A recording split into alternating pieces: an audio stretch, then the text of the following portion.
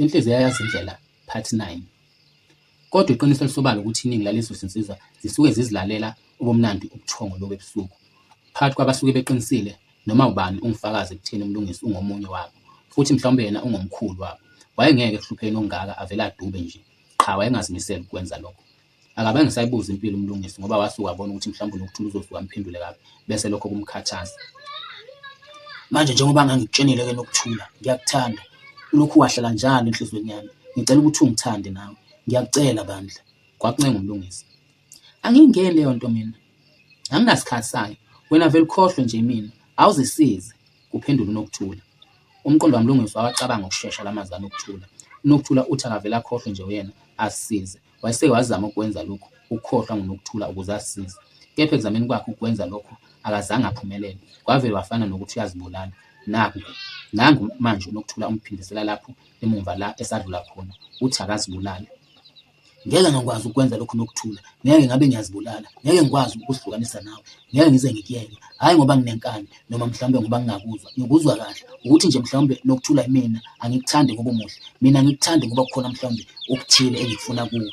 Mina ngikuthandi ngoba mhlawumbe ngifuna ukuthi ube isibhela sami. Ngibe ngilokhu ngidlale ngawe. Ngenza izinto ezibuhlungu kuwena. Cha, ngithi ngiyakuthanda ngoba ngikuthanda ngempela. Ngifuna ukukunika lonke uthando lwami, yonke impilo yami. Akekho umunye engamnika lolu thando. Akekho umunye umuntu emhlabeni wonke akuthande njengami. uMlungisi wakhuluma kwaze kwaba sengathi uyakhala. Wakuzwa lokhu Nokuthula. Wayesethi ukumbheka emuthi nhla, wasebheka phambili la eqonde khona. La selilijana ibanga abasebelihambile belihamba ndawonye. Wathula uNokuthula kangaphendula. Bathula bobabili. Kwaba sengathi lokhu ayesanda kusho uMlungisi kubhalwe la phambi kwabo bakufunda bobabili. Angabe sabheka phambili uMlungisi abuye uNokuthula. Akekho umunye umuntu emhlabeni oyokakuthande njengami, kusho uMlungisi. Kudlula umzuzwana uNokuthula aphinde amuthi inhlamba uMlungisi bese ebheka phambili futhi la beya khona. Akekho umuntu emhlabeni oqine nomubi kangangokuba angamelana nothando. Okungukuthi olungathi uma luza kuyo kwangamagagasi olwandle luza ngamandla nangenkani ajike aqoshwe achithe alahle le. uNokuthula naye njengomuntu wathinteka lapho ebona uthando olungaka oluza noMlungisi. Angeke ke suka la, kusho uNokuthula. Kwacaba ukuthi noma uhlalile kuncenga kaMlungisi kodwa lutho uyala. Ngaleso sikhathi babengena esangweni lekolishi lothisha, ikolishi Indumiso. Wathula uMlungisi akangaphendula. Wabuka lapha phambili ebuka izakhiwo ezinkulu zeNdumiso, izitezi zokufundela nokulala abafundi besilisa nabesifazane. Indumiso lena ikolishi lokufundela okuthisha elikhona la eMbali.